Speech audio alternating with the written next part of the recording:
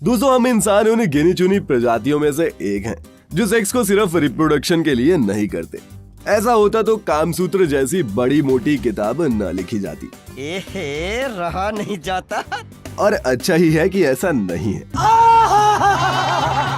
लेकिन वो कहते हैं ना, with great power comes great responsibility.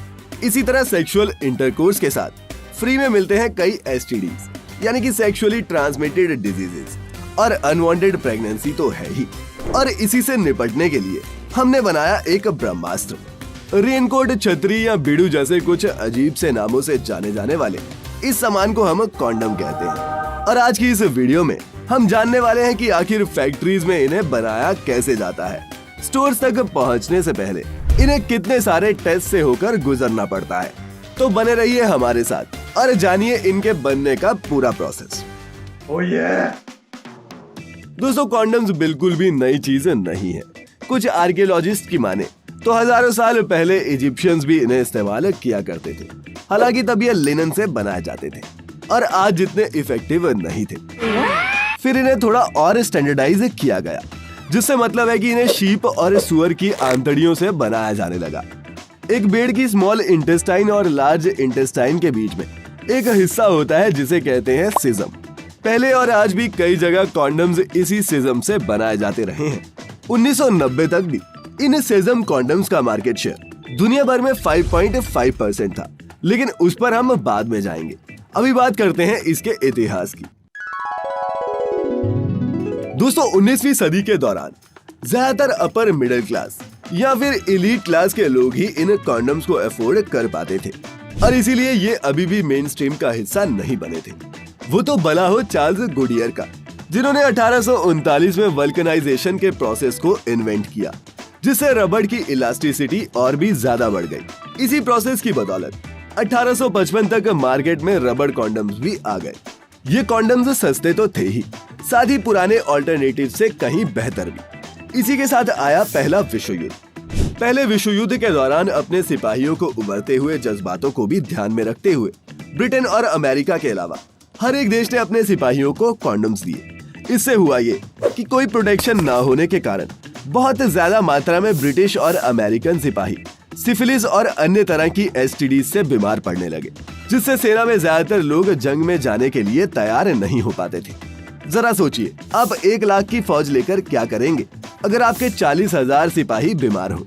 Syphilis उस वक्त एक जानलेवा बीमारी थी और कई सिपाहियों की इससे मौत भी हो गई।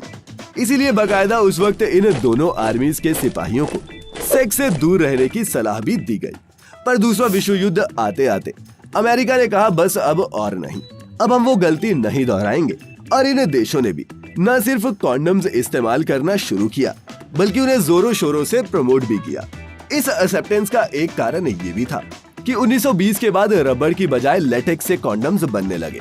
लेटेक्स एक नेचुरल सब्सटेंस था जो पेड़ों से हमें मिल जाता है। साथ ही ये आम रबड़ के मुकाबले ज्यादा पतला होता था और इसे बनाना भी सस्ता पड़ता था। इसके बाद इनके लिए सोसाइटी में और भी ज्यादा एक्सेप्टेंस बढ़ गई और फिर इसमें नई नई चीजें ऐड होती चली गई। एक जमाना था जब कॉन्डम्स को कहीं से भी खरीदा जा सकता था और हर कंपनी इन्हें अपने तरीके से बनाती थी।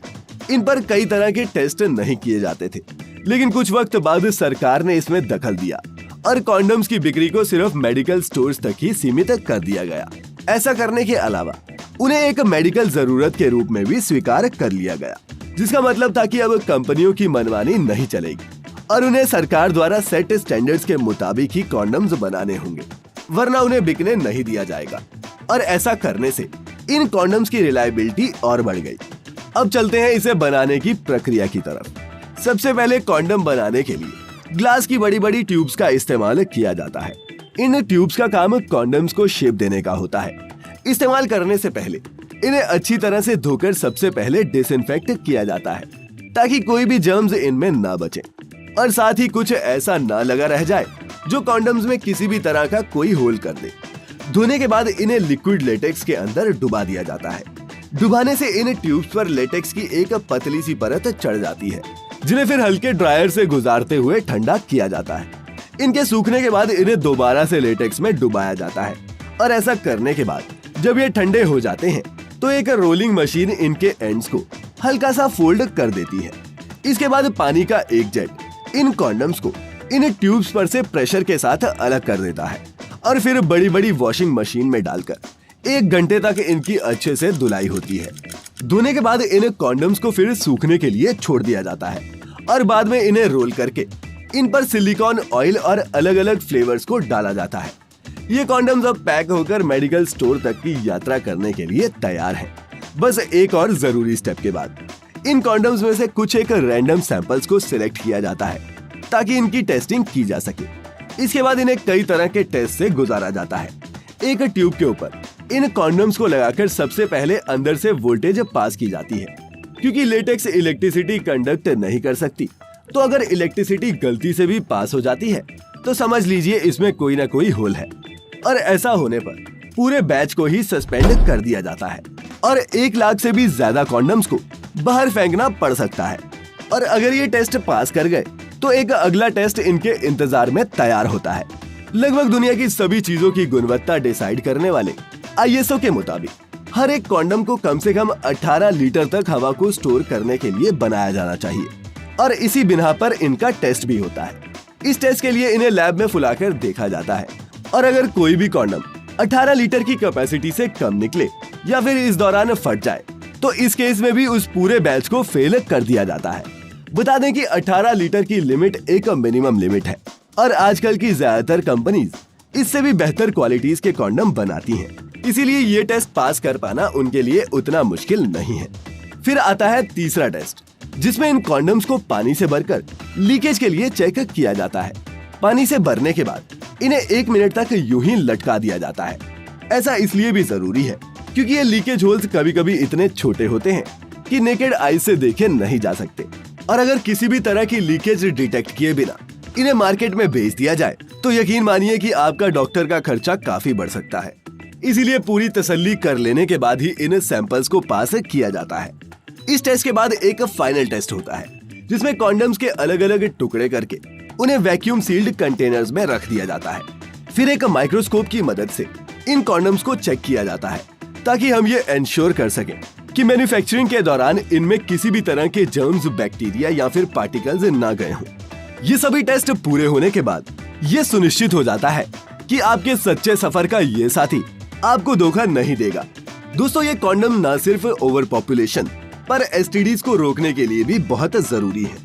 इसीलिए इनके यूज के बारे में हर एक बढ़ते बच्चे को पढ़ाया जाना बहुत जरूरी है। लेकिन अफसोस की बात ये है कि स्कूल सिलेबस में होने के बावजूद भी इसे आउट ऑफ सिलेबस कहकर टीचर पढ़ाने से इनकार कर देते हैं, और माँ बाप तो ऐसा शब्द घर में सुन भी ले तो भी 2 बार गंगा जल डालकर स्नान करने बैठ जाते हैं। दोस्तों, इसी सोच को बदलने की जरूरत है, और हमें ज्यादा से ज्यादा लोगों को जिम्मेदारी के साथ सेक्सुअल रिलेशनशिप्स बनाने के बारे में एजुकेट करने की भी जरूरत है। इसीलिए अगर आपको हमारा आज का ये वीडियो पसंद आया हो तो लाइक करने के साथ साथ इसे अपने दोस्तों के साथ शेयर जरूर करें।